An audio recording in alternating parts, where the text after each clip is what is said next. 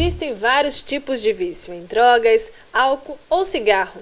Mas, no caso de André, ele é viciado em internet. Até uma atividade simples como tomar café da manhã, ele não sai da frente do computador.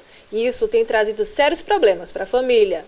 Além do transtorno do déficit de atenção, existe o transtorno do déficit de atenção com hiperatividade, que geralmente são diagnosticados entre crianças de 6 a 12 anos no âmbito escolar.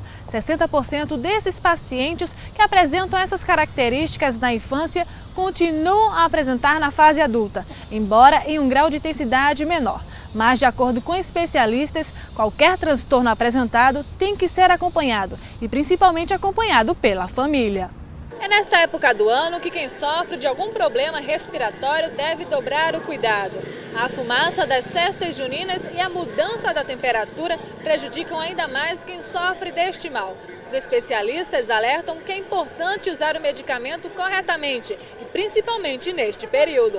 As maiores dificuldades que os brasileiros ainda encontram para cuidar da saúde dos olhos é a falta de informação de hospitais especializados. Aqui na capital, por exemplo, a Fundação Altino Ventura atende esses pacientes com exames e emergência. Mas a unidade não dá conta de tanta gente, pois aqui são atendidas pessoas do interior e da capital. Assim como a Deilton, existem várias pessoas que já sofreram algum tipo de acidente no trabalho. Mas muitas dessas tragédias poderiam ter sido evitadas se os funcionários contassem com a segurança adequada, que é um engenheiro do trabalho, um técnico em segurança do trabalho e um bombeiro. Hoje a vida deles seria diferente se há 3 anos atrás a empresa contasse com esses profissionais. As atividades físicas cansam bastante a criançada. Após um dia de exercício como este, o que eles querem depois é descansar. Em 2008, esta reserva ecológica foi desapropriada e passou a ser patrimônio do município de Olinda. O que antes funcionava como uma desova de corpos, hoje é uma floresta urbana, onde a população pode conhecer um pedacinho da Mata Atlântica. Uma outra opção que o Girassol oferece é que ele serve como rota de fuga do trânsito engarrafado, podendo utilizar os rios da cidade como alternativa, e o Capibaribe poderia ser um deles. Cerca de 16 mil adolescentes cumprem medidas socioeducativas em unidades de internação do país. Eles representam 17% da população carcerária do Brasil. Aqui na Funase é um desses centros. Aqui os adolescentes foram presos, a maioria por tráfico de drogas ou por assaltos. Esses jovens não podem ficar presos por mais de 3 anos. Mesmo sem estarem prontos para conviver normalmente com a sociedade, eles são soltos.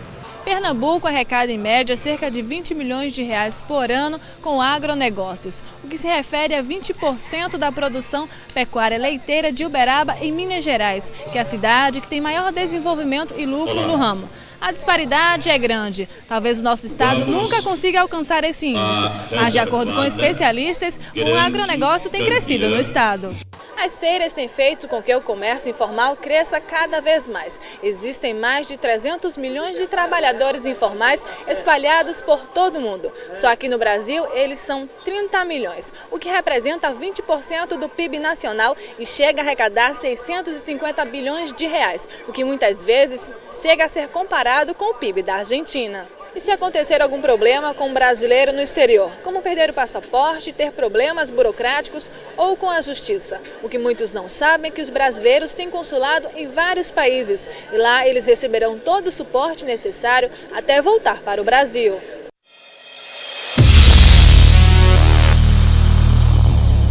40 mil mortos em acidentes de trânsito no país. 1920 em Pernambuco. Esta foi a realidade do país no ano passado. De acordo com pesquisas feitas pelo Denatran, essa estatística cresce todos os dias, ficando comprovado que não há um dia sequer que não haja um acidente no trânsito. São mais de 80 pessoas mortas por dia. Com a circulação de quase 800 mil automóveis pelas ruas e avenidas da região metropolitana do Recife, fica difícil controlar o fluxo e acidentes nas principais vias da cidade. Essa quantidade enorme de acidentes que vem acontecendo deixou o Brasil entre os 5 primeiros países onde morrem mais pessoas vítimas de acidentes de trânsito, onde 58% dessas vítimas são jovens. Segundo os especialistas, esse crescimento está ligado à falta de maturidade dos condutores mais jovens. nossos jovens que passaram no vestibular, têm uma classe social, um poder aquisitivo melhor e ganham de presente um carro. Essas pessoas, elas têm condições, de fato, de colocar esse carro na estrada, de ir para uma festinha, de circular nas vias públicas. Elas foram preparadas do ponto de vista de educação, do ponto de vista psicológico e do ponto de vista de conhecimento de legislação. Elas são imperitas, na sua grande maioria. Segurança no trânsito é a garantia que todos procuram, mas é tanta irresponsabilidade que podemos ver a imprudência tomando conta das ruas do país.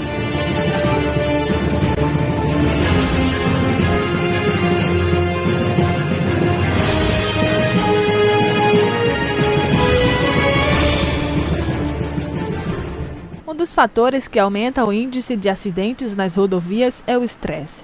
Este estágio de esgotamento tira a atenção do condutor e faz com que ele fique mais sensível a pequenas desavenças no dia a dia. Já foi comprovado, através de pesquisa, que o excesso de som, né, a buzina dessa forma, insistente, ela causa aumento na pressão arterial, causa irritabilidade. Se causa irritabilidade, vai provocar o estresse. Um dos automóveis que tem tomado conta das ruas é a moto. Quando analisamos as estatísticas envolvendo esses veículos, os números são ainda mais impressionantes. Eles representam aproximadamente 7% da frota brasileira de automóveis e estão envolvidos em 35% dos acidentes. O motociclista tem sido alvo constante de brigas no trânsito. A forma desordenada de pilotar tira vários motoristas do sério. Essas imprudências fez com que o Denatran comprovasse que 597 acidentes foram causados por eles. O que assusta é a irresponsabilidade de alguns motoristas, a forma como transportam a carga, as ultrapassagens perigosas, pneus carecas, formas ilegais de levar passageiros, causando risco à população. Os especialistas afirmam que os pedestres, ciclistas, passageiros e motoristas devem ser conscientizados sobre a responsabilidade no trânsito, porque a lei por si só não é suficiente. Todos fazem parte e podem contribuir para a segurança nas ruas, assumindo uma postura defensiva no trânsito.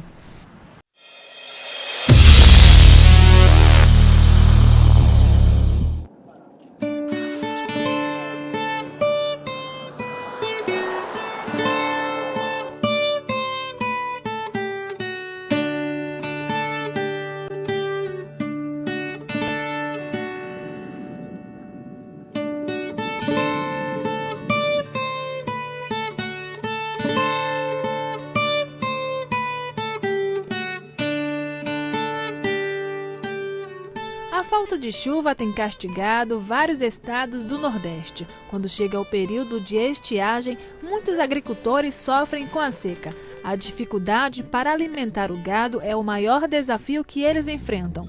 O pasto praticamente desaparece, dando lugar a uma paisagem triste e desfigurada. Pernambuco é um dos estados que mais vem sofrendo com as consequências da seca. De acordo com informações do governo, 41 municípios já estão em situação de emergência. Em vários cenários dá para notar o quanto a seca vem castigando as cidades. Aqui, por exemplo, era um rio de água corrente e hoje restou apenas um chão rachado. Foi instalado no Recife o comitê que visa combater os efeitos da seca em Pernambuco. No encontro que reuniu o governador Eduardo Campos e vários secretários do estado, ficou decidido que 8 municípios que estão em situação de emergência serão beneficiados com verba do governo. Cerca de 340 milhões de reais será destinado para combater os efeitos da estiagem em Pernambuco. Nós temos uma série de providências que vão ser monitoradas por este comitê que acabamos de montar. Pernambuco é o primeiro estado a montar, governo federal e governo estadual, com a comissão de pessoas das diversas áreas que tem a ver com as políticas de enfrentamento à questão das enchentes, para que eles possam trabalhar aqui 24 horas por dia até outubro, quando nós esperamos ter chuva. Devido à gravidade da situação, os comitês também servirão para acelerar as medidas anunciadas e para enviar relatórios sobre a situação das cidades afetadas. Mesmo com o nome Águas Belas, o município do Agreste Pernambucano é um dos mais afetados pela seca. A água por aqui está difícil. Com a estiagem, não é apenas o gado que sofre, mas os comerciantes, agricultores e moradores do município vêm sendo prejudicados. Até os empregos foram reduzidos.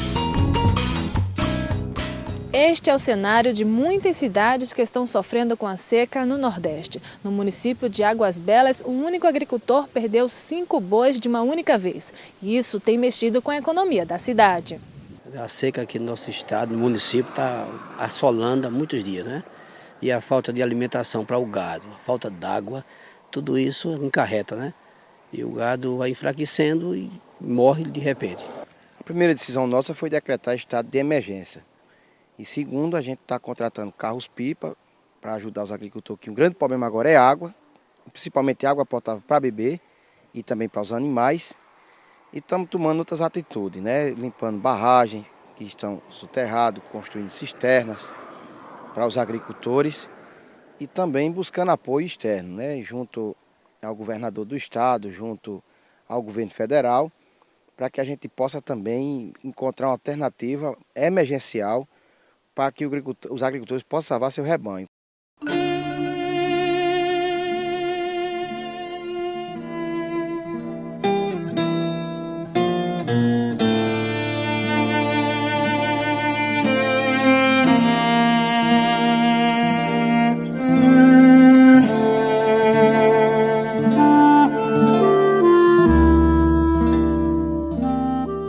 Com a seca também chegam as pragas. Toda a plantação de coxinilha do carmim da cidade de Águas Belas está comprometida. Estes fungos brancos destroem a planta que é servida como ração para o gado. A agricultora Josélia, que mora apenas com a irmã, perdeu quase toda a plantação por causa da praga. A gente vive da agricultura e assim, plantando as palmas, e essa doença matou as palmas e nem está chovendo para a gente fazer as plantações. E o que a senhora espera daqui para frente? Que Deus quiser.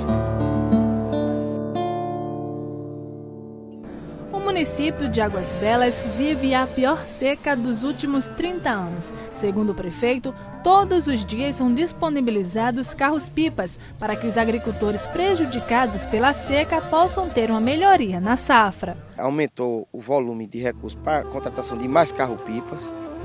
Mesmo assim, não é difícil andar pelas ruas da cidade e encontrar o animal morto, a paisagem seca e rostos tristes. Mas esta realidade pode começar a mudar, porque pequenas gotas de esperanças começaram a cair do céu.